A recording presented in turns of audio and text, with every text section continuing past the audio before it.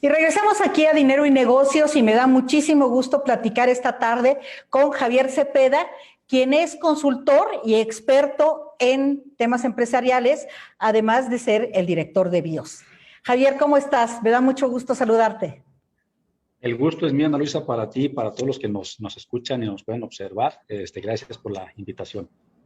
No, al contrario. Oye, y bueno, pues ahora sí que quisiera platicar contigo en esta ocasión de un tema que realmente, pues, a muchas empresas les preocupa, nos preocupa y debe ocuparnos, ¿no? Que es el tema de la nueva ley de outsourcing, que se aprobó apenas el 17 de abril pasado y pues para el cual debemos de estar preparados a partir del 17 de mayo. ¿Estoy bien? Sí, mira, de hecho ya fue publicada en el Diario Oficial de la Federación y a partir de esa fecha, la Secretaría de Trabajo tiene un plazo de un mes, de 30 días, para poder gestionarnos las reglas de operación. Recordemos que la Secretaría de Trabajo va a ser la encargada principalmente de darle cauce a esta nueva reforma que durante muchísimos años en México el tema de la subcontratación de personal era algo tan natural. Entonces este es un cambio totalmente drástico para las empresas y lo he dicho muchas veces de manera rápida.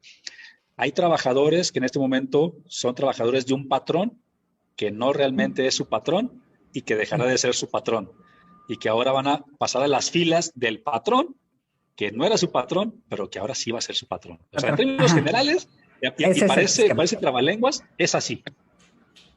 ¡Qué barbaridad! Adelante, adelante.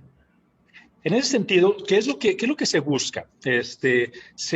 Por un lado, se prohíbe la subcontratación de personal cuando la actividad, en este caso voy a poner como si fuera mi ejemplo, en el caso de mi empresa, si yo tuviera mi personal subcontratado, a mí se me prohíbe la subcontratación de personal cuando estos colaboradores realizan alguna actividad preponderante para la operación de mi empresa. Si yo me dedico a a comercializar diferentes productos o servicios, las personas que forman parte preponderante de la actividad de mi giro comercial, la verdad es que no podrían ser candidatos para la subcontratación. Entonces, por un lado, se prohíbe y se les pide a los patrones que teníamos personal subcontratado, que ahora asumamos esa responsabilidad de traerlos a nuestras filas y de generarles todo el contexto y el esquema de previsión social, prestaciones de ley, etcétera, etcétera. Por otro lado, lo que no se prohíbe son los servicios denominados como especializados. ¿A qué se refiere? Yo puedo subcontratar personal siempre y cuando estas personas no formen parte fundamental de las operaciones de mi negocio o de lo que se denomina como parte preponderante de las operaciones de mi empresa.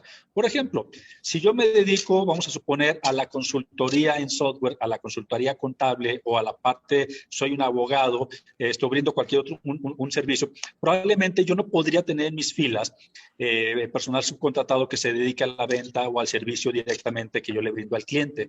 Pero por ejemplo, yo sí podría tener la subcontratación de personal de limpieza. Por poner un ejemplo muy burdo, yo sí podría tener el beneficio de tener personal subcontratado de limpieza porque no forma parte preponderante de las operaciones de tu actividad. Pero, por ejemplo, a ver, en el caso de los publicistas, o de los mercadólogos, ¿no? O sea, pues forman parte y por ejemplo, si yo tengo un laboratorio clínico y tengo una persona obviamente que maneja mis redes sociales, mis sistemas, mi publicidad, ¿esa gente la puede subcontratar o no la puede subcontratar? O sea, ¿cómo está ahí? Fíjate, es una actividad principal, pero fíjate, no sé, o sea, ¿cómo la catalogas? Sí. Fíjate, esa parte, y ese ejemplo está padre. Te voy a decir por qué. Porque tiene varias aristas. Soy una empresa que se dedica a la publicidad, al manejo de redes sociales, al manejo de mercadotecnia, que por cierto sí lo hago para empresas.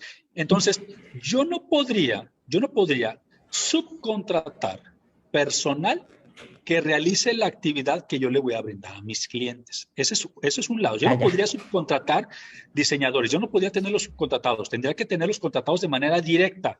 Ese es punto número uno, cuando existe una relación laboral. Punto número dos, cuando una empresa tiene el contrato con un tercero de, por ejemplo, el manejo de las redes sociales o otros servicios, En ese sentido, cuando es la operación con el tercero, el proveedor, en realidad no se considera como una subcontratación, más bien es un servicio, es una prestación de servicios que está haciendo la empresa tercera. Y por otro lado, si yo tengo mi agencia de marketing y hay personas que maquilan servicio para mí, que yo le brindo a mis clientes, pero que no existe una relación laboral, no existe una subordinación, por ejemplo, los freelance, las personas que se dedican de manera independiente, que me entregan, por ejemplo, un recibo de honorarios o una factura y que no son personal, que estén bajo mi subordinación, entonces sí podría ser permisible. Si te fijas, en un mismo caso pusimos 3 ejemplos en cómo debería de proceder. Ok. Ahora, ¿cuál es la cantidad, qué cantidad de gente está? Son millones de personas, ¿no? Contratada por outsourcing. O sea, miles de empresas cayeron en este esquema y todas están mal. Mira, es que te voy a decir una cosa. Hay 2 tipos de subcontratación en nuestro país.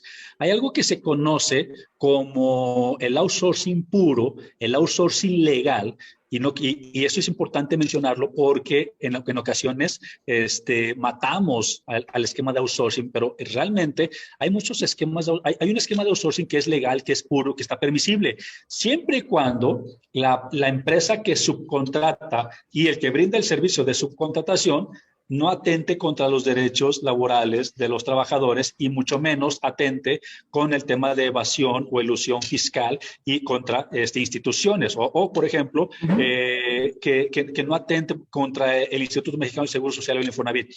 Este tipo de empresas que manejan el outsourcing puro y legal, inclusive son empresas que están certificadas y que constantemente se les está haciendo una evaluación para ver si cumplen con todos los requisitos y se les rechaza o se les renueva esa certificación. Entonces, estas empresas cumplen con todos los requisitos porque, por ejemplo, la empresa que te brinda el servicio, la empresa que te factura, la empresa a la que tú le pagas la dispersión de la nómina, la empresa que le paga a los trabajadores, la empresa que le emite los recibos de nómina a los trabajadores, es la misma razón social.